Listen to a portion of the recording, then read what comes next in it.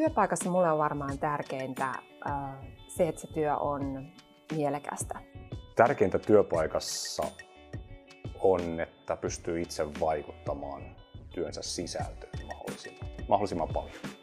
No mulle tärkeintä työssä on oikeastaan lopputulos, että mitä sillä työllä saa aikaiseksi. Mä uskon siihen, mitä mä teen, ja mä pystyn oikeasti auttamaan ihmisiä. Työ pitää olla semmoista, että se sopii itselleen, että itse teen projektitöitä ja ne on vaihtelevia. Monen pallon ilmassa pitämistä, joka on osaltaan haastavaa, mutta sitten toisaalta myös tosi antoisaa.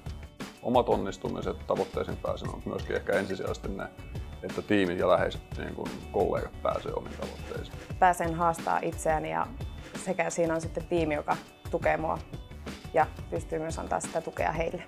Tehdään yhdessä kohti yhteisiä tavoitteita. Se, että saa tehdä uusia hienoja juttuja parhaiden kollegoiden kanssa.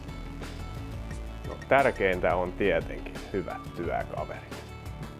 Se on se ykkösjuttu. Mukavia, luotettavia. Nuorekkaita ja fiksuja ja oikein semmoinen asiantuntijatiimi mun mielestä meillä on kasassa.